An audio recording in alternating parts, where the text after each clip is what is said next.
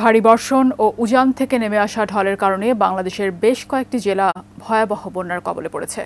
তবে অনেকেই বলছেন কেবলমাত্র ভারী বৃষ্টি বন্যার একমাত্র কারণ নয়, বরং ভারত বাঁধ খুলে দেয়ায় উজান থেকে নেমে আসা পানিতে বাংলাদেশ ক্ষতিগ্রস্ত হয়েছে।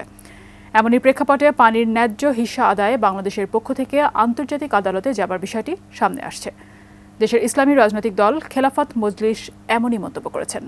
আরও জানাচ্ছেন সহকর্মী সাইমুম জান্নাত।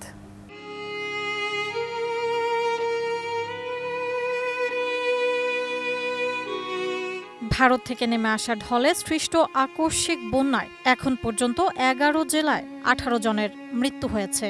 দুর্যোগ ব্যবস্থাপনা ও ত্রাণ মন্ত্রণালয়ের তথ্য অনুযায়ী কুমিল্লায় 4 জন, ফেনীতে 1 জন, চট্টগ্রামে 4 জন, নোয়াখালীতে 1 জন, ব্রাহ্মণবাড়িয়ায় 1 জন, লক্ষ্মীপুরে 1 জন এবং কক্সবাজারে 3 জন মারা গেছেন।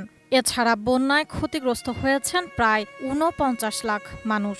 জানা গেছে ক্ষতিগ্রস্ত লোকদের আশ্রয় দিতে মোট ৩,১৭৬টি আশ্রয়কেন্দ্র খোলা হয়েছে।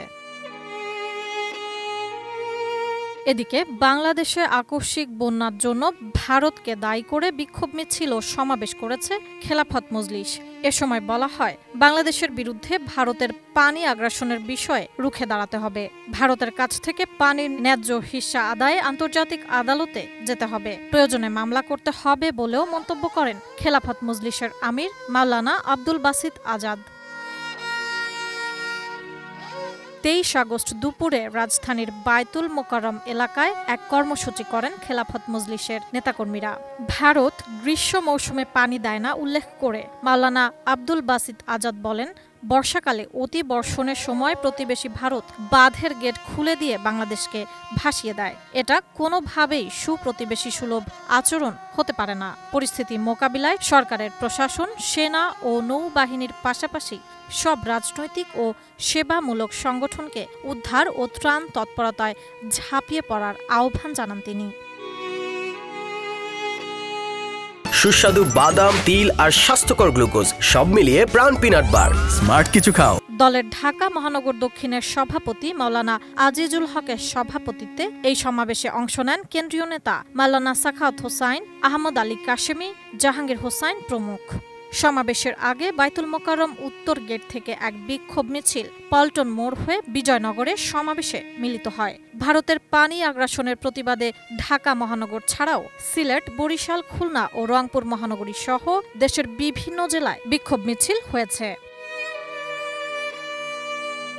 এদিকে মধ্যরাতে প্রতিবেশী রাষ্ট্র ভারতের ত্রিপুরায় অবস্থিত ডম্বুর হাইড্রো ইলেকট্রিক পাওয়ার প্রজেক্টের স্লুইস গেট খুলে দিয়ে প্রমাণ করলো তারা কখনোই বাংলাদেশের বন্ধু ছিল না। তারা সবসময় পানি আগ্রাসনের মাধ্যমে বাংলাদেশকে হুমকির মুখে ফেলে দিয়েছে বলে মন্তব্য করেন বাংলাদেশের আরেক ইসলামপন্থী রাজনৈতিক দল ইসলামী আন্দোলন বাংলাদেশের সহকারী মহাসচিব ও ঢাকা মহানগর উত্তর সভাপতি প্রিন্সিপাল হাফেজ মাওলানা শেখ ফজলে বাড়ি মাসুদ।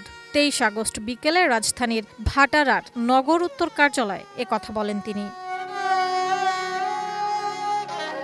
সিলেটের বন্যার রেশ কাটতে না কাটতেই 20 আগস্ট রাতের অন্ধকারে আবারও পানি ছেড়ে দিয়ে কৃত্রিম বন্যার সৃষ্টি করে জানমালের যে ক্ষতি ভারত করেছে তার হিসাব অবশ্যই ভারত সরকারকে দিতে হবে বলে মন্তব্য করেন তিনি। ভারত বাংলাদেশের সঙ্গে অভিন্ন নদীতে যেখানে বাঁধ নির্মাণ করেছে, বাংলাদেশও সেখানে অন্তর্বর্তী সরকারের সাথে পরামর্শ করে দেশবাসীকে সঙ্গে নিয়ে ভারতের চেয়েও অধিক উচ্চতা সম্পন্ন বাঁধ নির্মাণ করবে বলে আশাবাদ ব্যক্ত করেন তিনি।